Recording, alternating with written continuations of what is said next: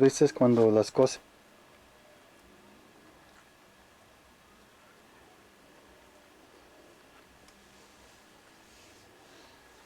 ¿Y cómo se llama usted? Aurora Olivares García.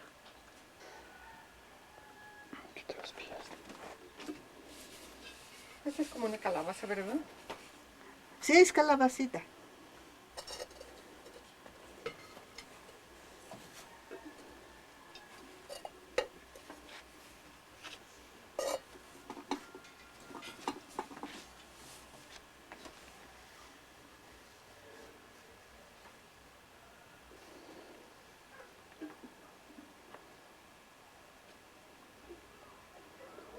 ¿Cómo?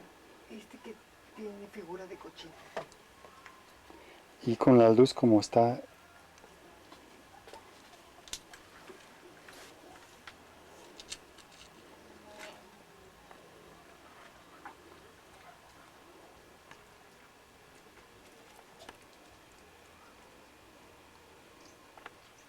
Lo que hacen debajo lo llevan a vender a algunos mercados. Sí, a Don Buende, está arriba.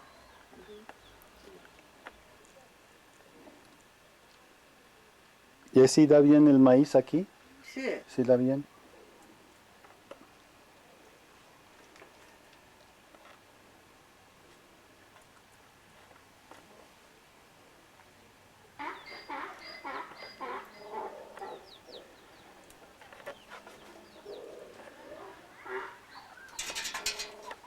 Ajá.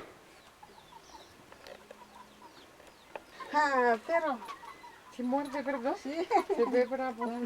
no conozco. Y si no... Sí, ese majara nomás aquí. Ese leña, nomás aquí, mira. Así. Ese leña aquí. Ah, y esa parte que da color también, ¿no? Ujú. Ajá, sí. Sí.